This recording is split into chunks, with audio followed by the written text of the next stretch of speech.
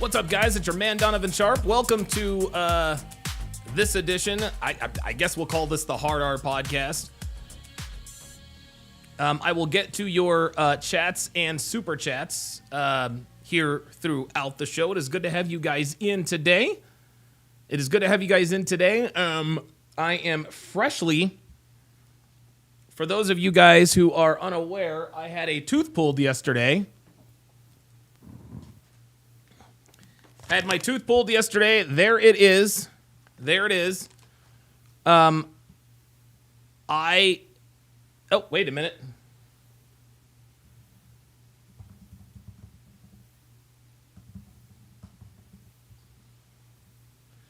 Yeah.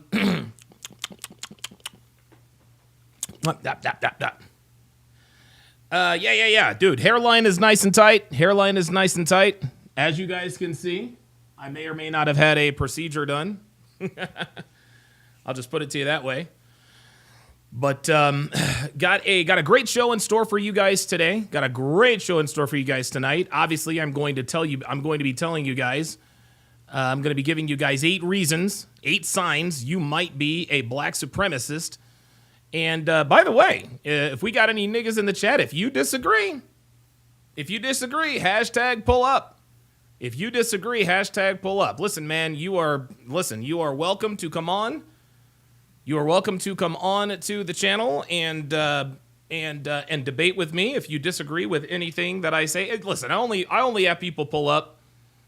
When I talk about nigga shit, when I talk about black people and the so-called black community.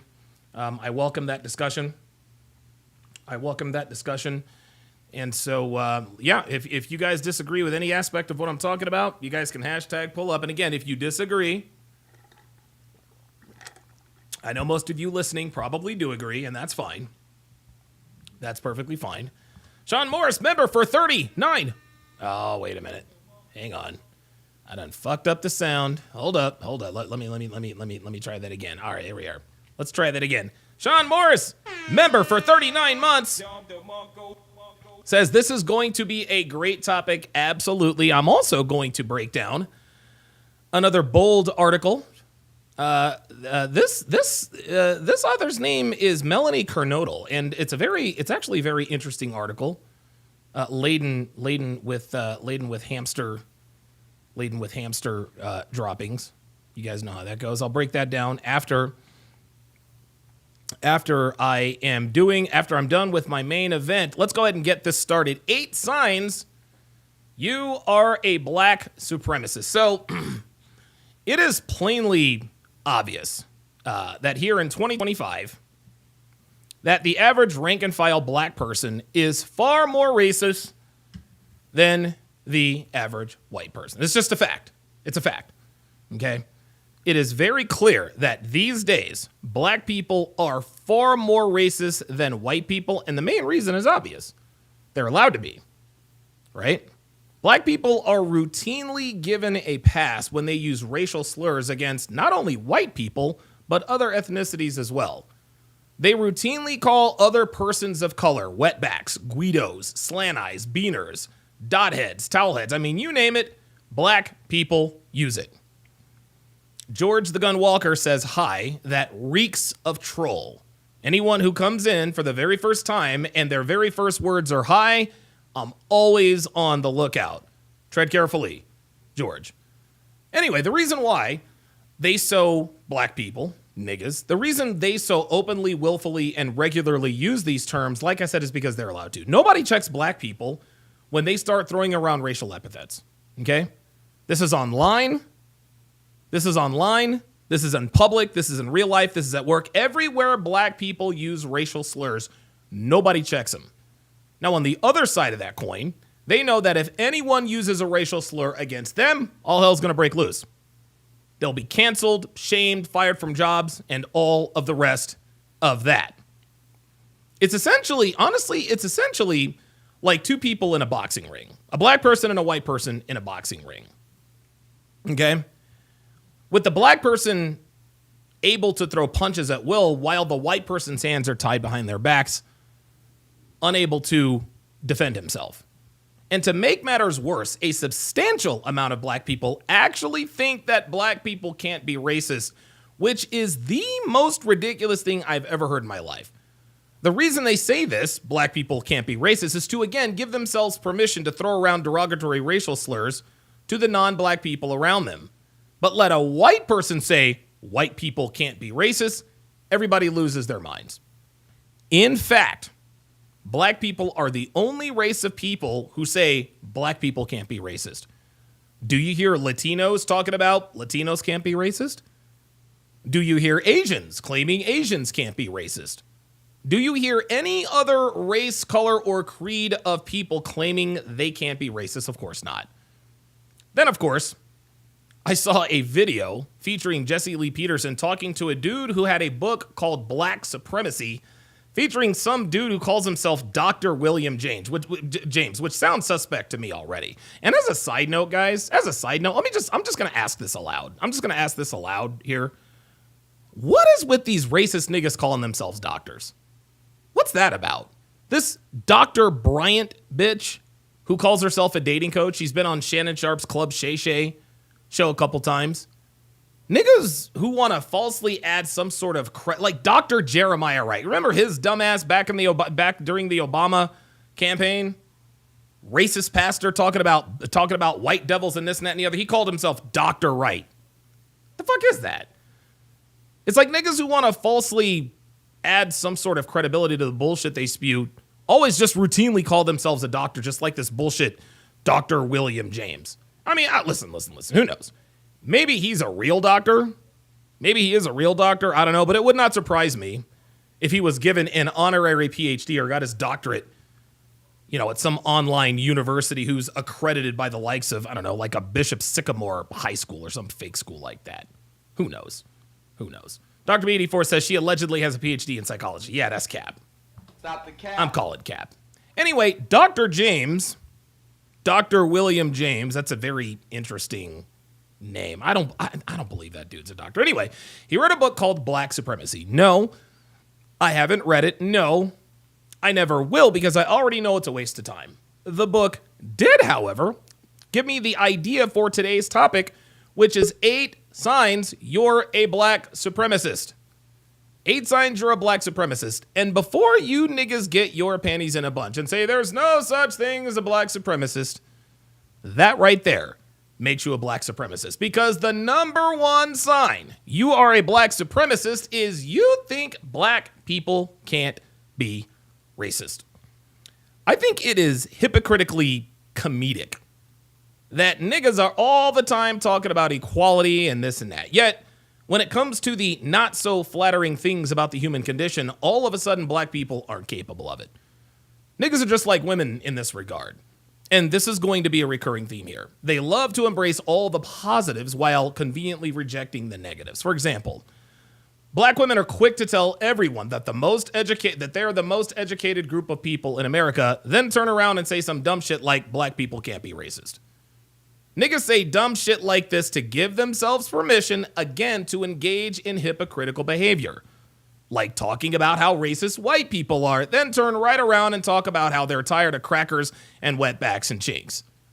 Black people absolutely can and are extremely racist. And if you think black people can't be racist, you are a black supremacist straight up. Looks like I've already got someone who has pulled up. Jamie Herring, my friend, if you want to come on and discuss this with me, you are going to be on camera. I'm not going to talk to or debate someone who's not on camera. So you can either show yourself on camera or you can show yourself the fuck out. Because I am not dealing with anonymous ass niggas. You can either show yourself or you can show your way the fuck out. That's the way this is going to be.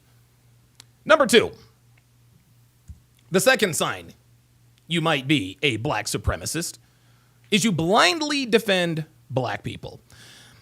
Believe it or not, guys, despite the overwhelming evidence that clearly implicates his absolute guilt, there are still niggas out here defending Diddy. And let's not get this twisted, gentlemen. Let's just get this out of the way. Diddy is as guilty as homemade sin. That dude is 431% guilty, and he is absolutely going to spend the rest of his life in prison, as he should. This case is so one-sided that Diddy's top attorney, Anthony Rico, has quit the case. Bet you didn't know that. That's right, guys. Diddy's top attorney, Anthony Rico, filed a motion to withdraw from the case this past Friday. Even he knows that the state has Diddy dead to rights. But because Diddy is black, there are always going to be some niggas who defend him till the end. These are the same people who told everybody that they thought Michael Vick was not guilty of dogfighting. In the Michael Vick case, the evidence was insurmountable. Yet, black people from the so-called black community lined up with their signs, defending Vick all the way up until he admitted that he did indeed engage in a dogfighting operation. Now, for the record, I think Michael Vick got hosed. He got hosed. Okay, we've got black people ending the lives of their children before they're born. But we want to get our panties in a bunch because Vic was involved in dogfighting. And listen, guys, I love dogs as much as the next person, but I love people more. And the fact that we threw a man in prison for fighting dogs longer than rapists, murderers, and PDF files is a gross miscarriage of justice. Vic was guilty as hell, there is no doubt. But he got absolutely railroaded, in my opinion. Anyway, black people like this clearly like to show a willful ignorance. They know Diddy's guilty. They've heard about the evidence that the prosecution has, and guys, that's only the stuff we know about. Never mind all the hard drives with terabyte after terabyte of videos of all of his sex crimes and these freak-offs. Never mind all the people who have come out and corroborated the rumors. Never mind that the hip-hop community as a whole had been hearing rumblings of Diddy's exploits for years. Never mind all of the former staff who have confirmed the rumors. Nope, we've still got niggas out here who think that they're de facto internet lawyers who like to throw around a bunch of legalese, trying to fool us into thinking they know something about the case that we don't. Here's another example. Michael Jackson. We still have black people out here acting like Michael Jackson didn't diddle these boys.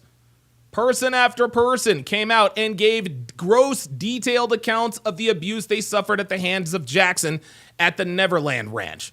And of course, Michael settled with a lot of his accusers. And even still, black people are in my comments talking about Michael Jackson was framed.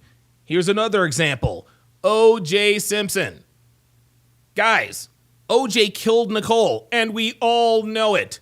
All of the evidence pointed to him. He had clear motive, plenty of opportunity, and time.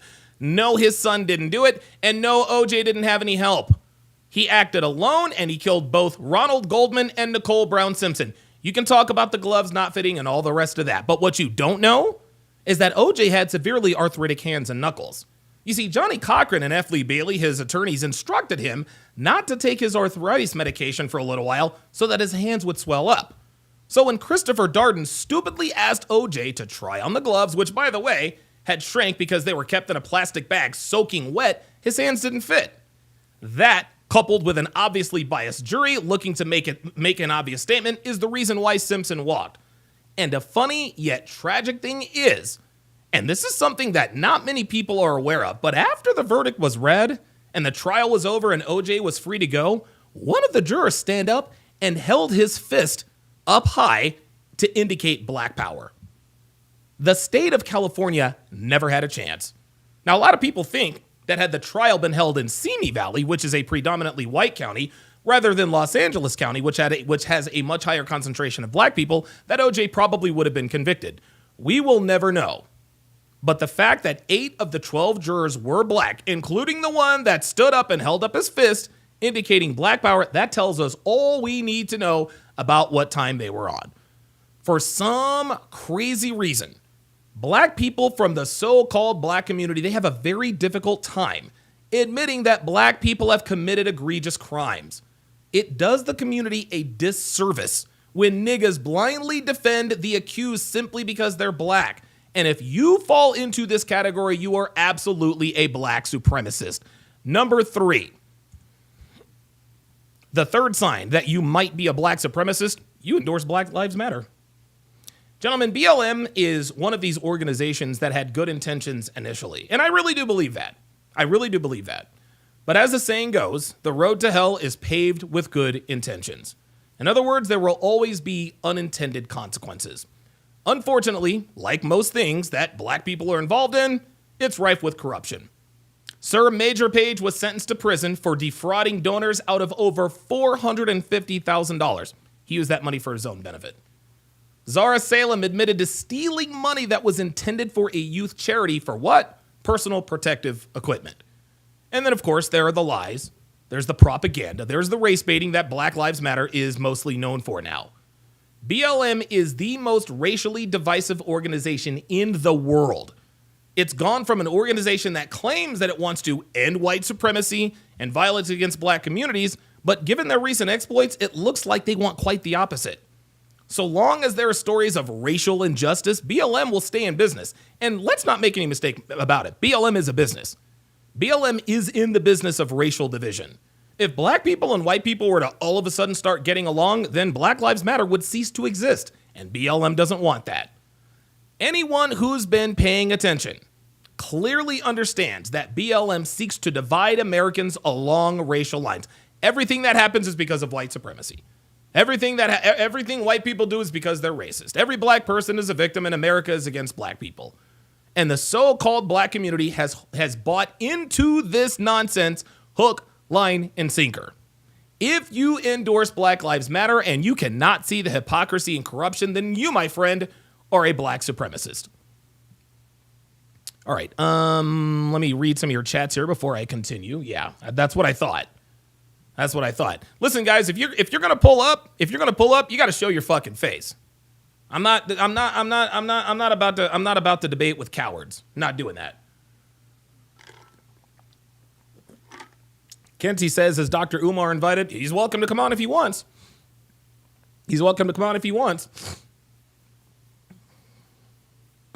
Nicole Joa says Donovan is 100% correct. Appreciate that. George the Gun Walker says, I've been sub for a while now. I check your vids from time to time. Appreciate that, George. The Romarome, good to see you in here. Brand new, says, if you don't practice medicine, you shouldn't be addressed as a doctor. Exactly. I totally agree with that. I swear to God, too many niggas call themselves doctor. It's crazy. Dr. B84 says, unlike those other alleged doctors, I actually went to medical school and trained to become a doctor. I even have to have my degree verified when I apply for a job. Yeah, right. Absolutely. Dr. B84 says, bruh, Diddy's lawyer just left him. The Upward Bound One says, your POS channel will be destroyed soon. Now that will be funny, like Fresh and Fit. Okay. Appreciate the engagement. Let's see here. Jack C. Golf So says, no Rodney King, OJ gets the death penalty. Yep, I agree. I totally agree. If not for the Rodney King thing, OJ would have absolutely been convicted. Mike Hawk has gifted one Donovan Sharp membership at Jethro Raffro to welcome him to the TSR family. As is customary of the very first channel member, let us go ahead and do a chat-wide age and location check. The reason why we do these is because you never know. Somebody, anybody who's watching this with you, they could live in your city, they could live in your neighborhood, they could live on your block, they could live on your street, they could live in your building. This is how we form communities of like-minded men, is when we do our age and location check in the chat. Jack C. Golf Show says, OJ punched the floor before trial. Yeah, I mean, I wouldn't doubt it. Mr. Wright says, I was there. OJ just knocked on the door. Yeah, that's funny. Dre Raven says, OJ searched every golf course he could find for the real killers. Yeah, come on, man. Like, dude, of course OJ did it.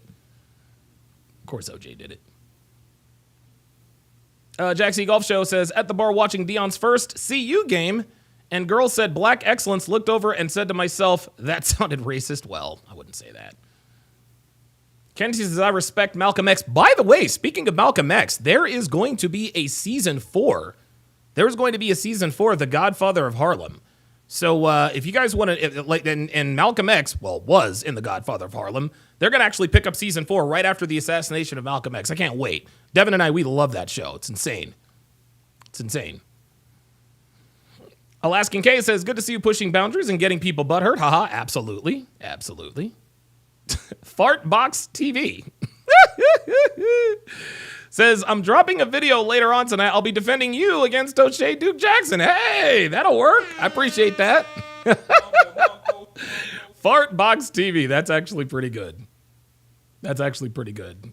I might have to check out Fartbox TV. Fartbox TV. Oh, hang on.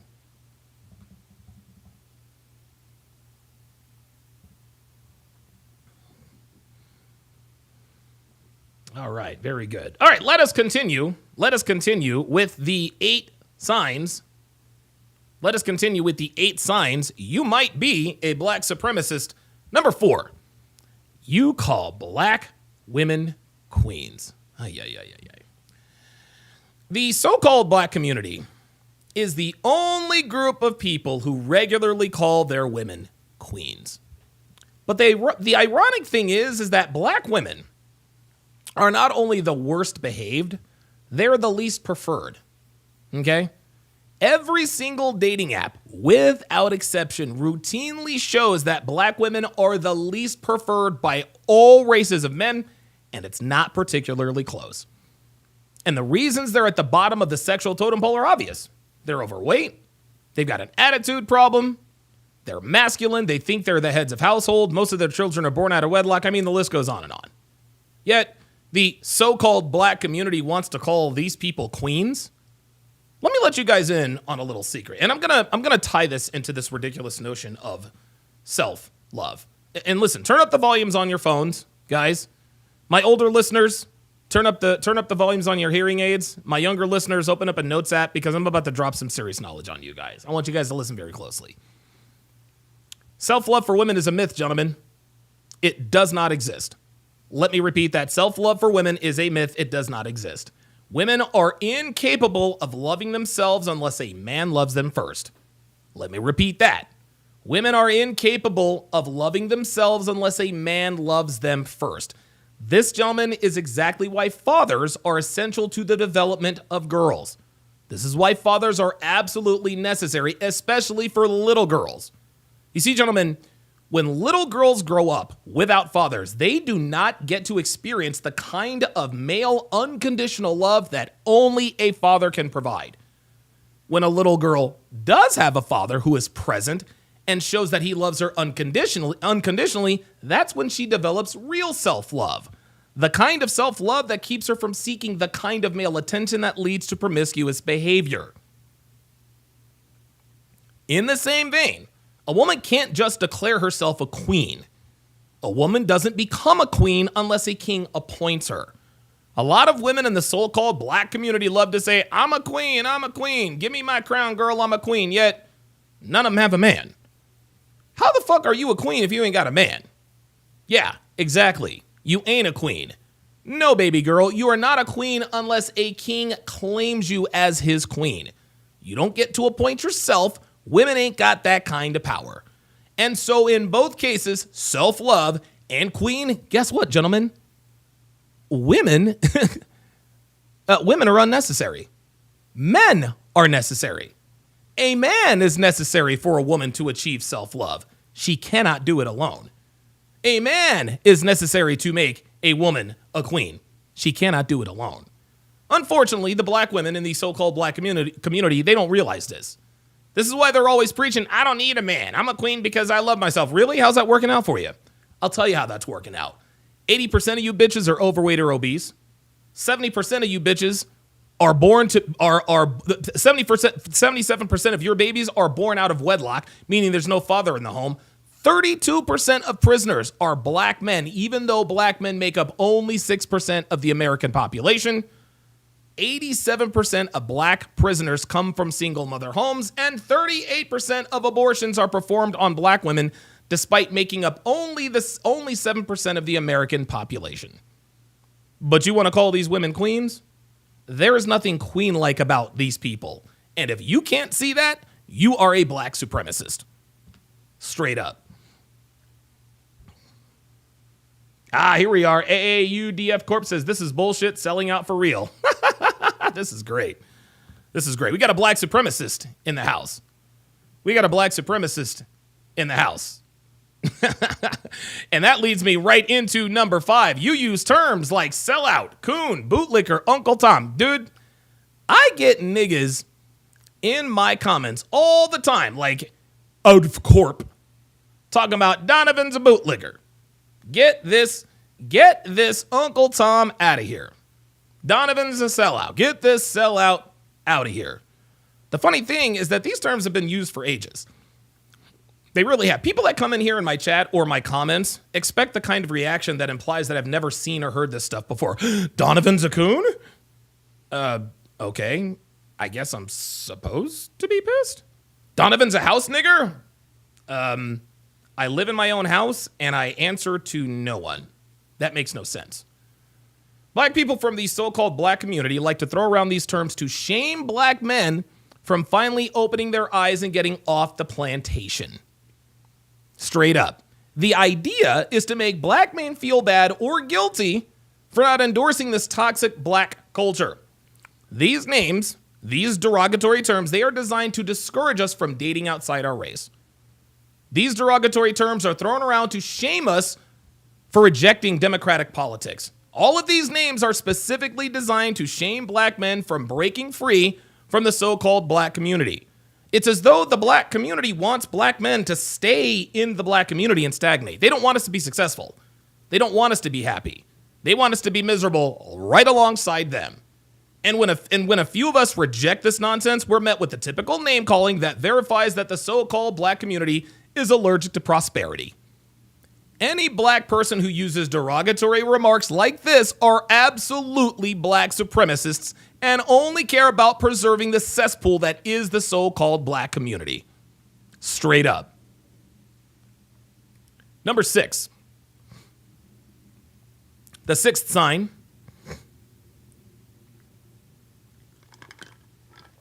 that you might be a black supremacist is you use the term, he talks white.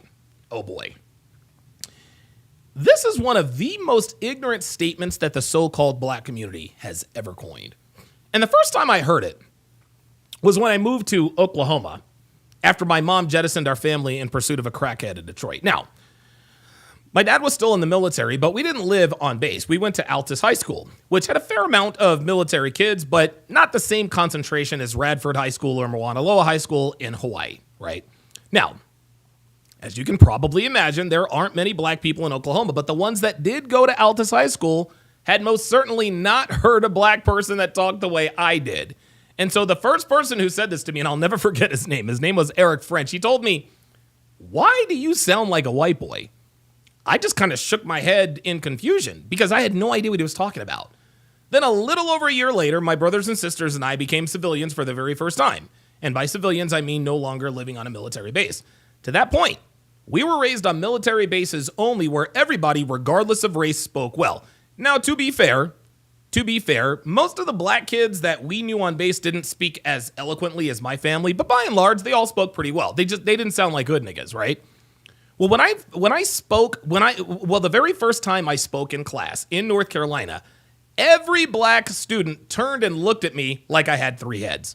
And sure enough, I was asked, "Why do you talk like a white boy?" Guys, this is one of the many things wrong with the so-called black community. Any black person who speaks with intelligence is thought of as speaking white. It's as though they don't think we're capable as black people of speaking intelligently, speaking with pace, speaking with proper diction, speaking with voice inflections, and speaking with correct vocal intonation. The sad thing is that this clearly indicates that the black community at large thinks that speaking intelligently is reserved only for white people. And it's ironic because the so-called black community is constantly talking about white people this and white people that, yet here they are, indirectly indicating that black people do not have the intellect to speak in such a way that lets everyone know that they have at least a modicum of intelligence. So if you're the kind of person that says a black person who speaks well, speaks white, you are absolutely a black supremacist. Sign number 7. And listen, if you disagree, y'all can pull up. Y'all can pull up. What's your name in there? AAUD something or Odd of Corp says this bullshit selling out for real. Pull up, nigga. Pull up. Appreciate you. Number 7, the 7th sign that you might be a black supremacist. You often respond with, white people do it too. Guys, listen, man, nothing irritates me more than when someone points out the degeneracy of the so-called black community, someone always comments or argues, well, white people do it too. The fuck does that have to do with y'all? Every time somebody points out an unflattering truth about the so-called black community, some nigga is always pointing out some shit that white people do. Like when I talked about that Atlanta mother who literally cooked her 2 sons to death in the oven, some dumb nigga called into my show and said, have you ever heard of Susan Smith? And I said to him, what does Susan Smith have to do with a black woman who cooked her children to death? And he said, well, I just pointed it out to you to let you know that white people do it too. And once again, and I want you to listen carefully, once again, this is an indirect way the black community exalts and worships white people. When that dude pointed out that Susan Smith also ended the lives of her children in a gruesome way, it's as though he's saying that because white people do it, that it's okay for black people to do it.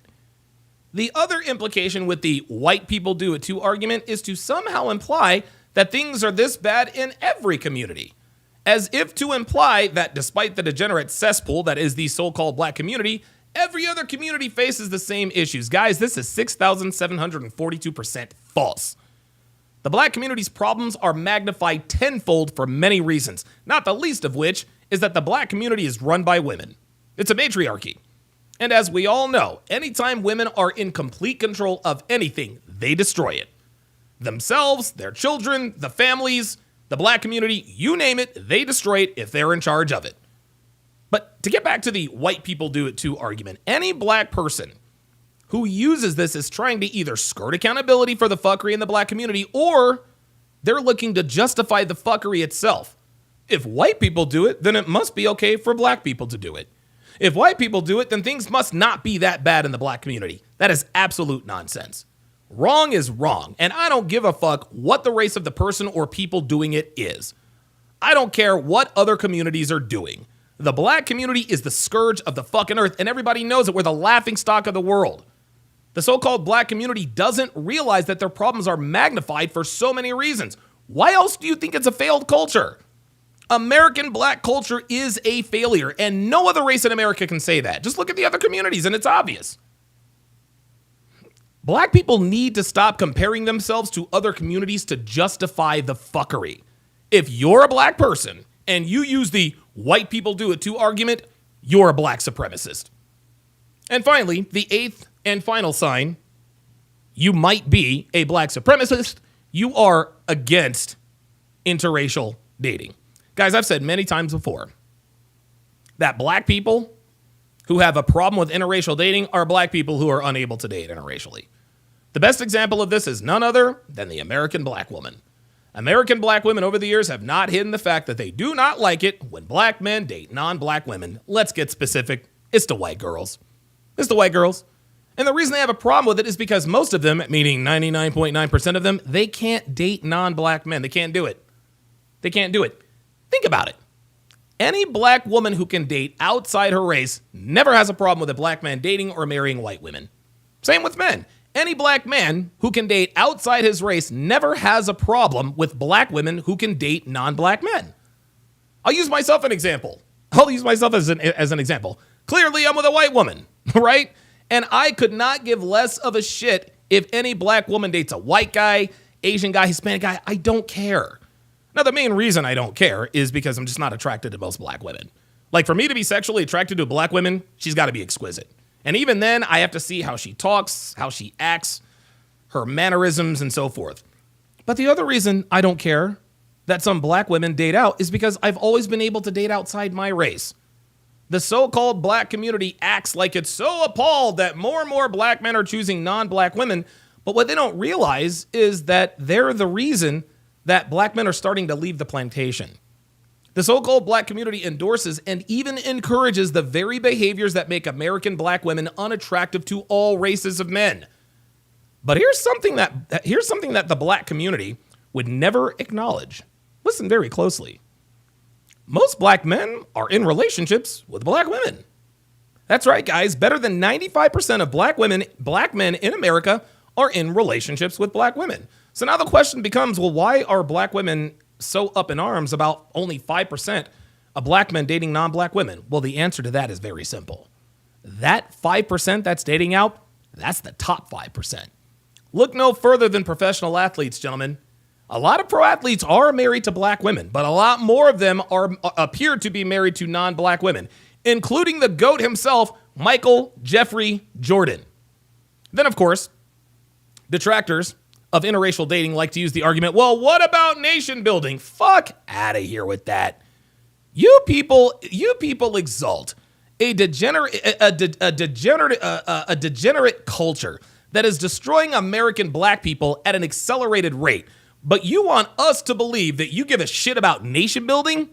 Nah, You people just want us to be miserable, just like you. Niggas that try to shame dudes like me for dating out just want me to be miserable dating the Shaniquas just like you. Fuck that. If it ain't snowing, I ain't going. You can have all those overweight, loud, black-ass women with the fucking attitude with 4 baby daddies.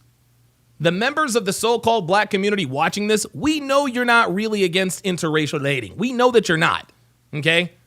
You are simply against black people being happy.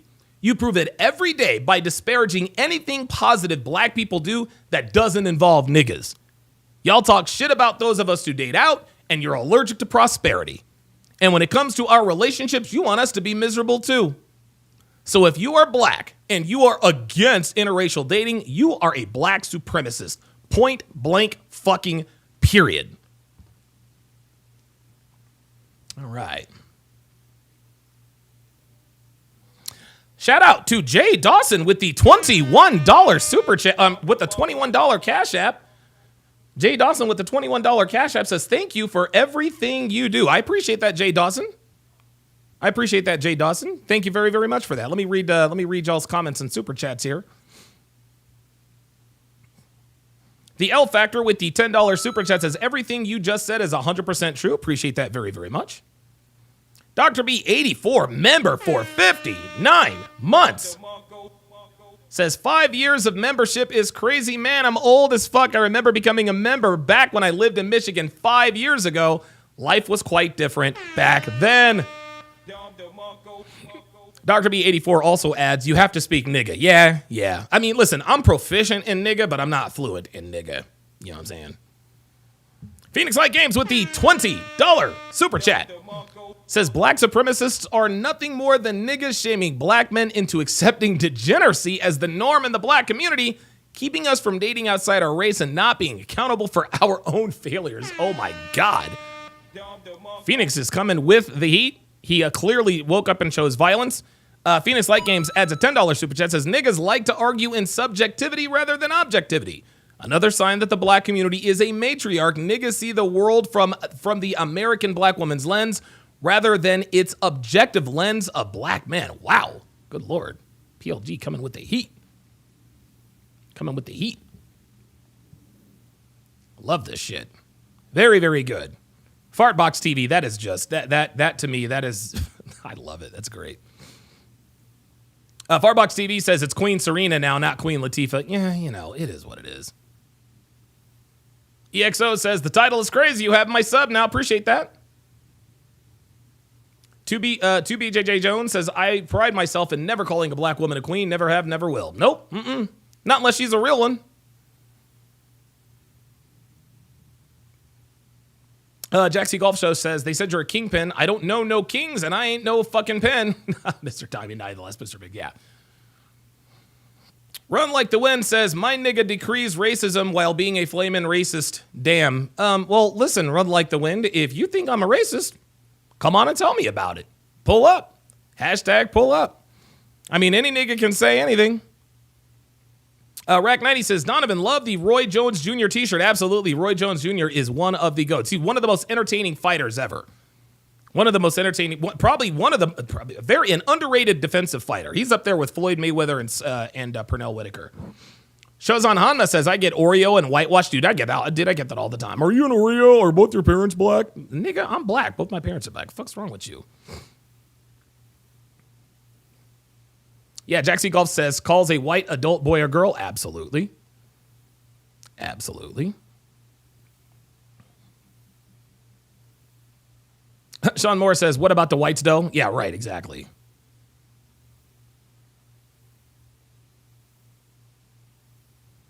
Shozan Hanma says, question, only pull up I got is Don agreeing with Myron's white outfit skit? Everything else was on point, but no black men should wear that hood. This is coming from a former Paying Sharp stream member too. I didn't know. I don't know what you're talking about with the hood or anything. Mr. Pitt says, O'Shea, he's talking to you. Man, O'Shea's a nigga for real. I ain't worried about that.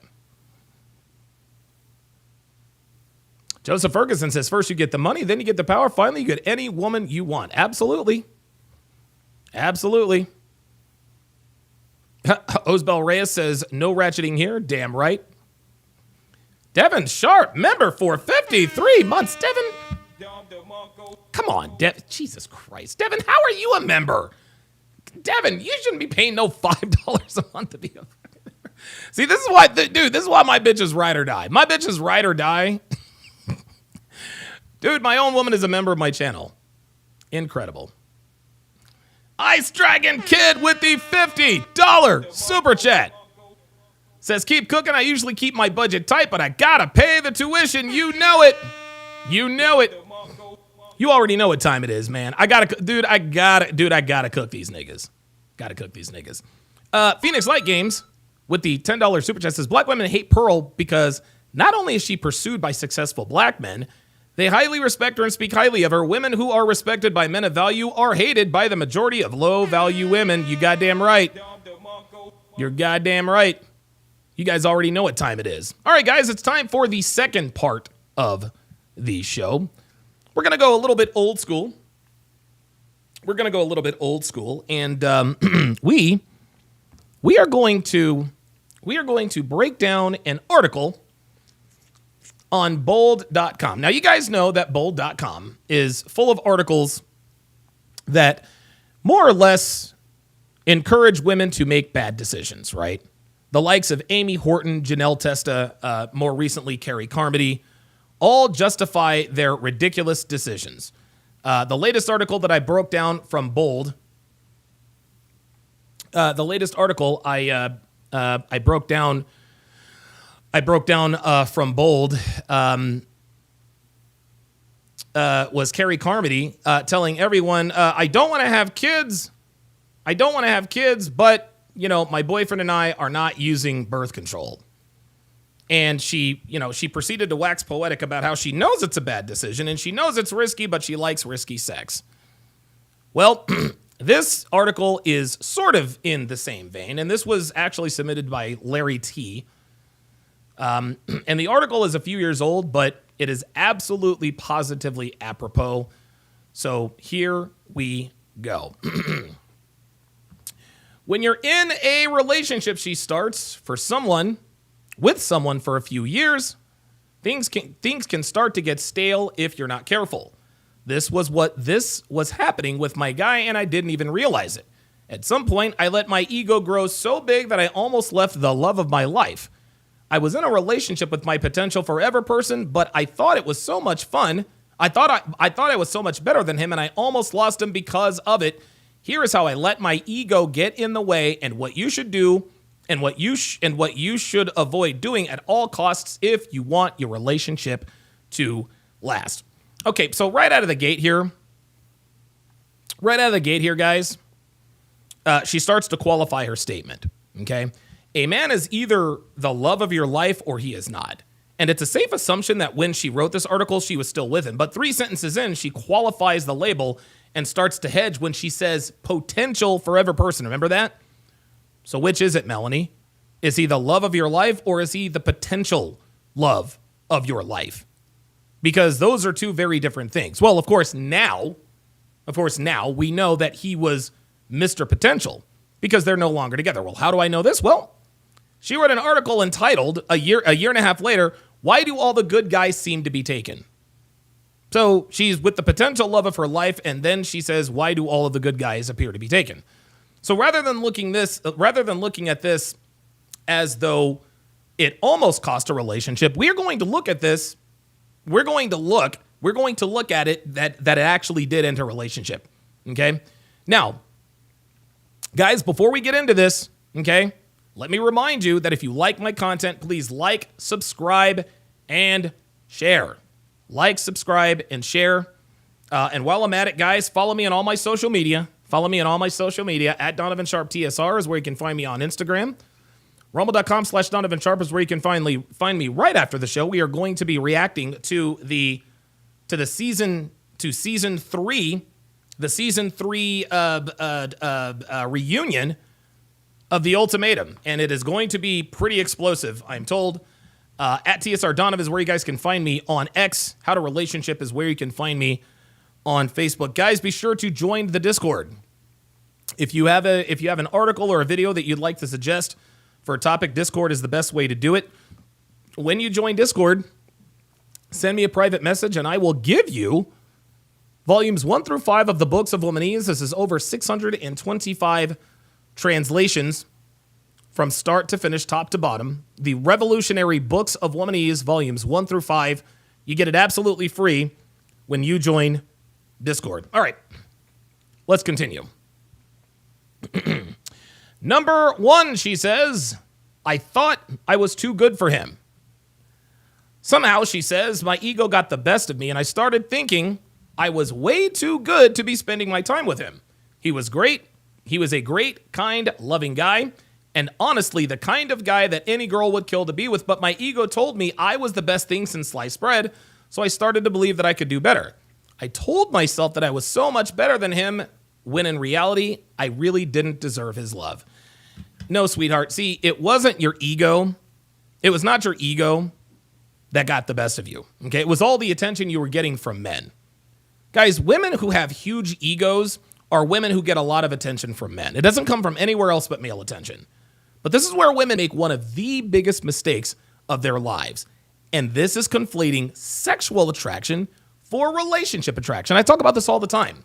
Melanie thought that because men wanted to hook up with her, those men also wanted to commit to her. Now, to be fair, she was in her 20s. And women in their 20s get both sexual attention, which leads to men also wanting to commit to her because they're trying to lock down, a young female, as all men try to do at some point in their lives, right? But that wasn't the only factor.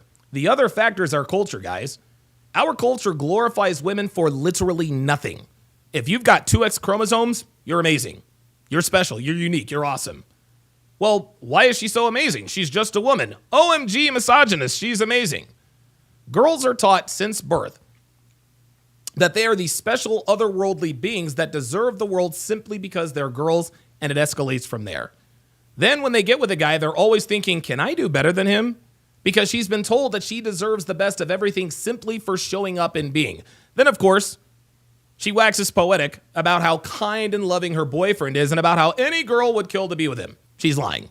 Not about the kind and loving part, but about girls killing to be with guys like this. Well, why wouldn't a girl want to be with a kind, loving guy?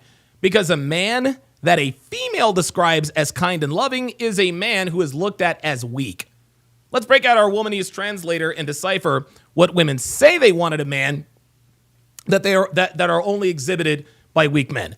I want a man who lets me be me. Translation, I want a man who allows me to walk all over him, misbehave, and disrespects him. I want a man who accepts me for who I am. Translation, I want a man who doesn't care that I'm overweight, have a bad attitude, and can't cook. I want a man who respects my privacy. Translation, I want a man who makes it easy for me to cheat on him. So when Ms. Kernodle talks about her kind and loving boyfriend, she's talking about a weak man, which segues right into number 2. I gave my attention to other guys who wanted me. Oh boy. Yeah, I was in a serious relationship, but when other guys started hitting on me, she said, I felt flattered. I liked it and even thought I liked it. And even though I knew it was wrong, I let them keep doing it because it made my ego feel better.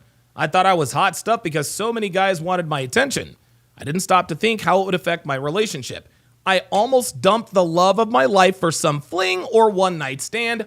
Luckily, I realized what I was doing and changed my actions before things got to a breaking point. And now we are starting to understand why she is having trouble finding a man. She's a serial cheater, gentlemen. Like most attractive American women, she's a serial cheater. Did you guys see how she just dismisses the commitment? Did you guys see how she said, yeah, I was in a serious relationship, but when other guys started hitting on me, I was flattered. Remember that? So even though she acknowledges that she was in a serious relationship, her female hindbrain prioritized flattery from other men even though she knew it was wrong. This just goes to show that not only are today's women incapable of controlling their impulsiveness and need for validation, they don't want to. Even if they could control it, they would choose not to. Then she tries to make us think that she regrets her actions by saying, I didn't stop to think about how it would affect my relationship. Sure you did. You knew it was wrong, remember? So what she's trying to do here is she's trying to convince us that she stopped. That if she had stopped and thought, sleeping with all these guys probably isn't good for my relationship, so I better stop, then she would have never had all of those flings and one-night stands. But not to worry. She stopped cheating just in the nick of time before things got to a breaking point. Oh, you mean like the 23-year-old I talked about a while back who slept with her best friend's boyfriend, then just magically woke up and realized that what she was doing was wrong?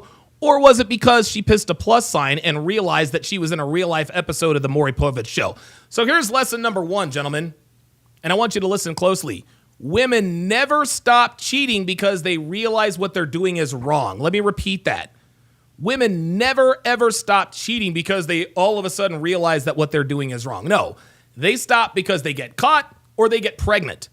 Short of those two things happening, women feel not 1 ounce of guilt for stepping out on their boyfriends or husbands. So any female who says that she realized that what she was doing was wrong is telling you a half-truth. She only did the right thing when she got caught doing the wrong thing. Never forget that. Let's go to number 4. I took him for granted. She continues. Why is it that when we get something really great, we take it for granted? I was so lucky to be dating one of the sweetest, greatest guys around, and all of my friends even told me so. But instead of feeling grateful, I made it seem like it was no big deal. I didn't appreciate all of the things he did for me on a daily basis and how much he cared about me. I let my ego take over, and I completely ignored all of the wonderful things this guy was doing in my life. A while back, I saw a meme that said, men socialize by busting each other's balls, which is making fun of each other, and women socialize by complimenting each other, and neither means it. Melanie's friends all told her she had an awesome boyfriend and that he was the sweetest, greatest guy around. But Melanie's friends also knew that he was weak. Again, she used the language sweetest and greatest, and we defined what that really means earlier. Now, don't misunderstand me here, guys. I'm not saying that her friends didn't mean what they said. But as females, they clearly understood who and what he was. And I can guarantee you that none of her friends had boyfriends like him because women just don't like weak men. Her friends were fucking the bad boys, the a-holes, the douchebags, like every other attractive woman in her 20s. And then, of course, she talks about all the little things he did for her on a daily basis that showed her how much he cared about her.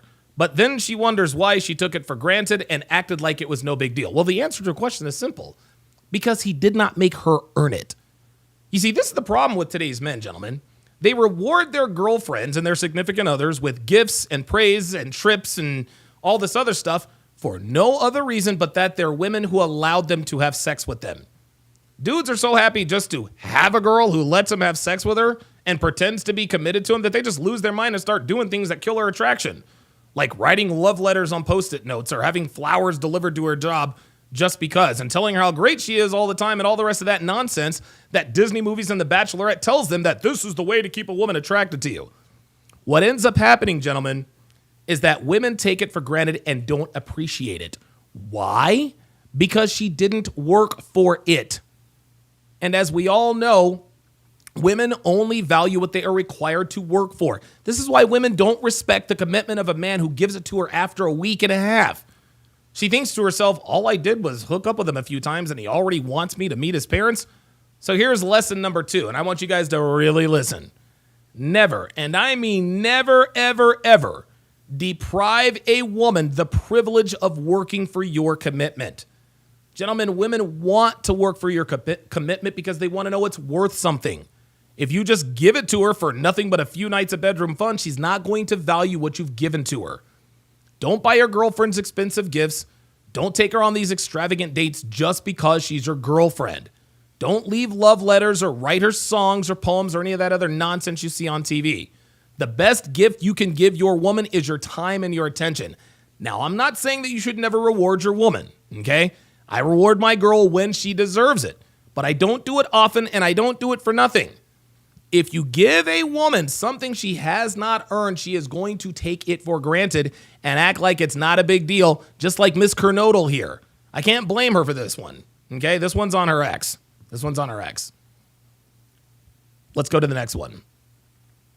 Number 5, I stopped putting effort into our relationship. I stopped putting effort into our relationship. I let myself think that our relationship wasn't worth anything, and that's exactly how I started to treat it. I didn't put any effort into fixing our problems or changing my behavior. I simply let things slide downhill. I stopped doing the little things like saying, I love you, or giving him a kiss goodbye. I didn't even try to rekindle the passion that we had in the beginning of our relationship. Honestly, she says, I didn't care if everything we had gone up in flames because I was so involved in my ego and thinking I was the best.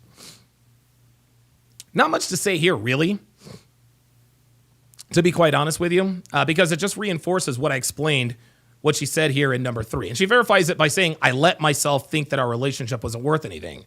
When men treat women like queens, this is what happens, okay? I will also reinforce that you should never, ever, ever be the first to angle for a relationship first. I talk about this all the time, guys. When you're the first to broach the topic of exclusivity with a woman you are seeing, your leverage goes right out the window. You can't set expectations. You can't set boundaries. You can't let her know what you will or will not tolerate. You can't do any of that stuff. Her ex-boyfriend, Melanie's ex-boyfriend, obviously made this mistake, and then he showered her with gifts and attention, which is exactly why she didn't feel like putting any effort into the relationship. Why would a woman work for something she's already getting for free, for nothing? Why would she make an effort to keep something she was able to get with no effort? That's it. She won't. Let's move to the next one. Number 6, I told myself he wasn't worth my time. My ego made me believe that this guy wasn't worth my time because he wasn't some big shot, super successful businessman that I thought I deserved. I told myself that because of his background or his job title, he was below me, which was completely messed up. That's a terrible thing to think about anyone, especially the person that you are in a relationship with, and it makes me sick to even admit that I even thought that. Thankfully, I realized how wrong I was, and I managed to save my relationship and ditch my nasty ego. Guys, this is where she is completely wrong about feeling he wasn't worth her time, at least in this regard, right? Yes, he committed first. Yes, he gave her gifts and attention without making her work for it, which is another issue in and of itself, and we've already covered that, okay? But what she's feeling guilty about is something she should not feel guilty about, and that is not being attracted to a man whose perceived value is lower than hers. A woman's hard drive will not allow her to be attracted to or sexually aroused by a man whose perceived value is lower than hers. A woman can only truly love a man who is superior to her. Now, that doesn't necessarily mean that he has to make more than she does. A girl could make $50K a year dating a man who's completely broke if he's the lead guitarist of a popular local band, like our friend Dave, right? Dave, the unemployed garage band guitar player, he's got status, he's got social proof, he's got pre-selection, which more than makes up, for the difference in what they make. The same girl who could be dating a guy who only makes $25,000 a year, but if he's 6'4" with washboard abs and a square jaw, the attention he gets from other women more than makes up for that $25,000 difference. Miss Gernodal, unfortunately, is a victim of feminism attempting to reprogram her hard drive, but it didn't work. It never works. The culture says that women should love men regardless of their value, but it does not work that way, nor should it. Just like men aren't sexually attracted to women who are beautiful on the inside, but looks like Janelle Testa on the outside. Doesn't work that way, nor should it. Her thinking he wasn't worth her time because of his perceived value was lower than hers doesn't make her a terrible person. It makes her a woman. So here's lesson number 3, gentlemen. The dating market doesn't give a damn about what's fair and what's not. It doesn't care that you're short. It doesn't care that you're balding. It doesn't care that you have a face only a mother could love. Men are drawn to youth and beauty, and women are drawn to status and resources. Okay?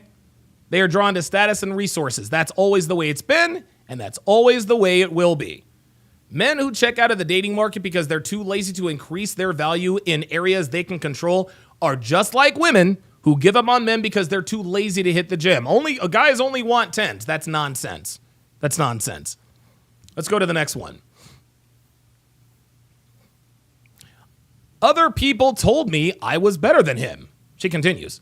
Some people even validated the nasty thoughts that my ego was telling me. When I look back now, I know that some of those people weren't really my friends and they didn't have my best interests in mind when they were telling me that, but that didn't stop me from believing them at the time. Because what they were saying made my ego even bigger, I believed them and let it blind me to how great a guy I really had. Guys, she just contradicted herself, like all women do. Okay? So she says her friends told her that she was better than he was. But then earlier she says, I was so lucky to be dating one of the sweetest, greatest guys around, and all of my friends even told me so. So which is it? Did your friends tell you that you were better than him, or did they tell you he was the greatest guy ever? Well, the answer is that it doesn't matter. What Melanie is doing here is what all women do when it comes to rationalizing their bad decisions, and that is blame shifting.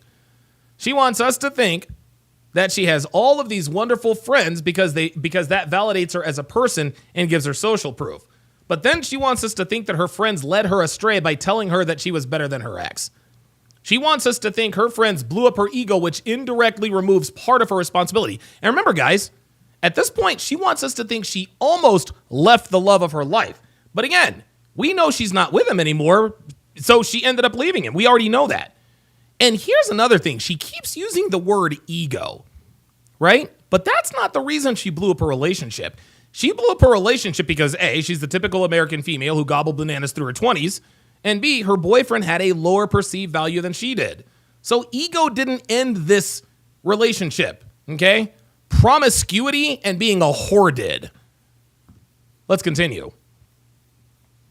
My ego turned me into someone I didn't even like. Because I had such high opinions of myself and thought I was so awesome, I became someone who did things that I would not normally have done. I started talking about myself too much. I wanted attention from guys, and I wasn't acting like someone who is loving, caring, and humble. When I finally took a step back and looked at what I had been doing, I realized I was turning into someone who was capable of cheating on their boyfriend, and that was definitely not someone I ever wanted to be. And it finally shook me enough to realize how much damage I was doing to my relationship and the man I really loved. No, sweetheart, you didn't turn into someone you didn't like. You were always this way. And so are most modern women. Girls always talk about themselves too much. They always want attention from guys. Young, attractive women are anything but loving, caring, and humble because they don't have to be. And to say that she was never capable of cheating, that is disingenuous because, again, she was always this way. She wants us to think that she was this paragon of virtue who would never be so selfish or solipsistic. She wants us to think that she was this loving, caring, humble female who would never succumb to male attention and step out on her man. But she was always this way, and she knows it. I've never seen retroactive snowflaking before. But here she is trying to convince us that she acted completely out of character when she conducted herself the way she did. Suffice it to say, we ain't buying it. Number 9, I didn't see how our relationship was falling apart. Oh, really? As As I let my ego grow and kept thinking about how awesome I was and how much I deserved, I didn't realize that my relationship was falling to pieces all around me. I didn't see the intimacy started to fizzle out. Our conversations became forced and depressing, and I definitely didn't see how much it was affecting him and hurting him. Actually, when I think about it, maybe I did see all of those things, but my ego told me to ignore them, which was even worse. Do you guys see how she tried to act like she didn't see that she was hurting a boyfriend and then kept it real in the end and admitted that she did see these things but decided to ignore them? She absolutely saw what was happening. She just didn't give a fuck, and that's all there was to it. But let's rewind a little bit here, guys. Let's rewind a little bit because I've noticed something. Guys. If you're paying attention, you're starting to see that this entire article is one giant blame shift. She keeps blaming her bad decisions on her ego, right? She's not saying I ignored them. She's saying my ego told me to ignore them, as if to say it is something outside of herself telling her what to do. And remember, earlier she said my ego made me believe that this guy wasn't worth my time. I let my ego take over. Do you guys see how she is trying to distance herself from her ego as if her ego is its own entity? An independent being separate from her that makes its own decisions and influences her. The title of the article is I almost left the love of my life because of my ego. Guys, she's blaming her ego for the demise of a relationship. She never takes responsibility herself. She isn't saying I cheated on him or I was a bad girlfriend. She keeps saying my ego told me to cheat on him. My ego told me to be a terrible girlfriend. Miss Kernodle is not taking responsibility for her actions, gentlemen. She's blaming her ego. And then she talks about her ego in such a way that implies that it's almost another person. Like the way she describes her ego would lead us to believe that it is completely separate from her. Now I give her full marks for the way she's doing this. I'll give her an E for effort. Rationalization or not, I have never seen this level of blame shifting. But this is why you have to pay attention to what women say and read between the lines. Because if you don't, you could be sitting in front of a woman giving you the same story in the same way. Guys, this is exactly why men need to buy Womanese. That you need to enroll in Womanese, guys. You need to enroll in Womanese, and if you don't want to, fine. Join the Discord and you'll get the books of Womanese, volumes 1 through 5.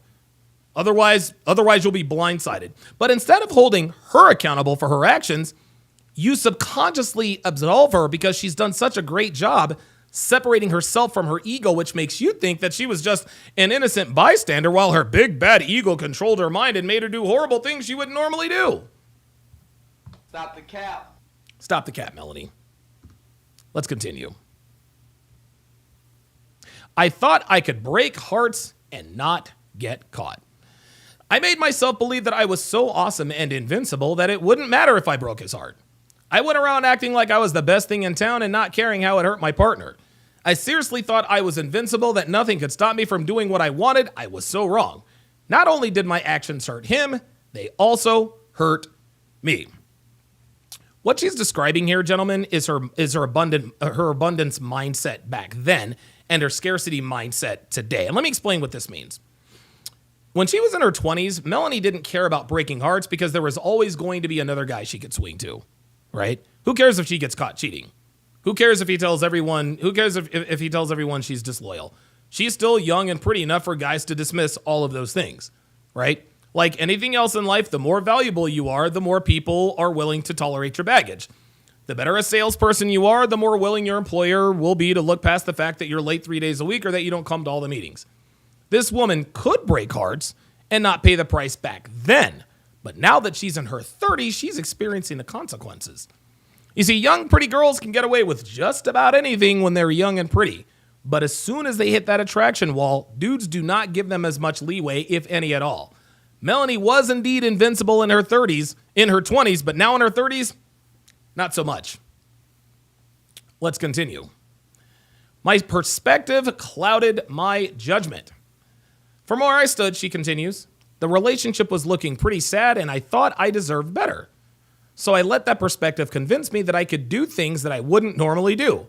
I flirted with other guys and was careless about being honest with my partner. I thought I was in a crappy relationship when I was when really I was the one being crappy. If I only changed my perspective, I would have seen how much this was ruining the best relationship of my life. Good thing I finally got a grip on reality and realized what I was doing before I let the whole thing blow up in smoke. I'm so grateful that I did because I'm still with that guy and he is seriously the love of my life and I never want my ego to get in the way of our relationship again. There she goes with the blame shifting. But this time, it wasn't her ego that made her do it. No, this time it was her perspective. She said, I let that perspective convince me I could do things I wouldn't normally do. No, sweetheart. You convinced yourself that you could do things that you always do. Again, she's trying to make us think that she's this decent woman, okay, filled to the brim with moral fiber until her big, bad perspective seduced her into flirting and fucking other guys and cheating on her boyfriend. Now, to her credit, she takes a little bit of accountability by actually owning the fact that she could have changed her perspective. But this was by accident. This was by accident because she said she wouldn't. She said she would have seen that she was ruining her relationship as if to imply that she was just completely blind to the fact that she was being a terrible girlfriend. Then she says, well, it's a good thing I finally got a grip on reality. That's not what happened. He might have caught her cheating, which probably shocked her back into reality. She may have had a pregnancy scare or might have actually gotten pregnant and gotten an abortion, and that shook her enough to make her stop cheating. I mean, it could be any number of things. So while I don't know what really made her snap out of it, I know what didn't, and it's her. Again, guys, women never stop bad behavior because they all of a sudden realize the error of their ways. It's usually something that prevents them from getting away with whatever they're doing. And because they don't want to be alone, they stop. And I love how she went completely hyperbolic and said that he is seriously the love of my life, which is a telltale sign that he seriously is not. Which leads me to lesson number 4, which is also law number 24 of the 49 Laws of Sharp. The more a woman tries to convince you of something, the less likely it's true. Women have told me they're happily married, but then 2 hours later, they're on their knees in front of me. Women who say things like, he is seriously the love of my life, or I am happily married, aren't trying to convince you. They're trying to convince themselves, which is exactly why they use hyperbolic adjectives when describing their relationships. If I had a nickel for every wife I fucked who told me that she was happily married, I'd have a lot of fucking nickels. Then, of course, right at the end, once again, she removes blame from herself one more time for good measure by saying that she'll never let her ego get in the way of her relationship, as if to imply that her ego is something separate from her. Well, we now know that her ego reared its ugly head again because they are no longer together. Incredible.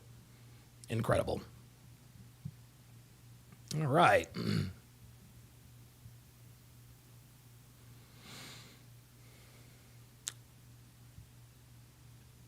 Oop. I hate it when it does that. Let me read you guys' chats and then we will make the switch.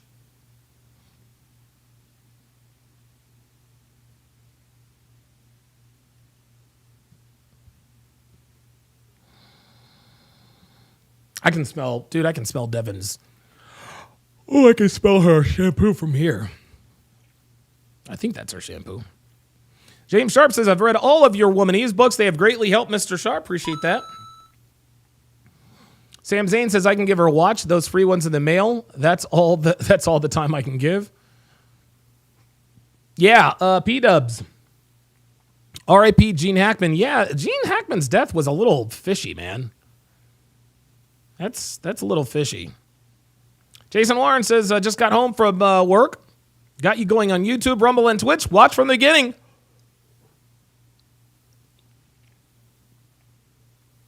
Crimson Eclipse says, there is no ego, it's her. It always has been, absolutely. The Level Up Man says she's trying to put on an illusion of taking accountability, but is actually shifting the blame on her ego as if there was a force beyond her control that made her do it. Dude, I'm trying to tell you, man. It was obvious. To me, it was obvious from the start. All right, guys. We have reached the end of the show. We've reached the end of the show.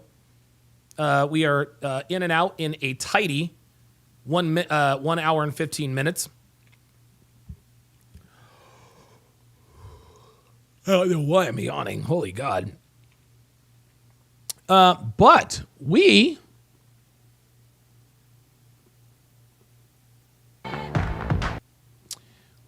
are about to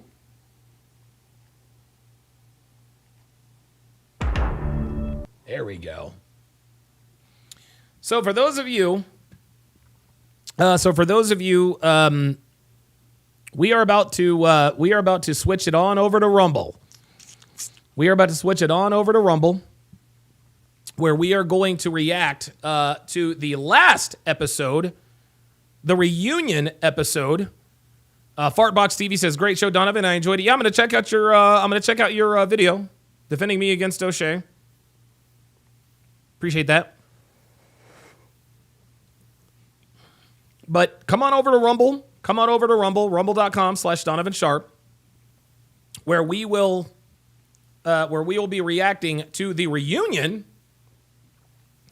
And subsequently, we will be doing the Instagram check. We always do the social media check after the seasons of these dating show breakdowns, and after these dating show breakdowns, and it's always fun to find out what the general public thinks about this. So, all right, let me go ahead and start knocking stuff off here. Oh, okay. YouTube. God, yes, confirm. Okay.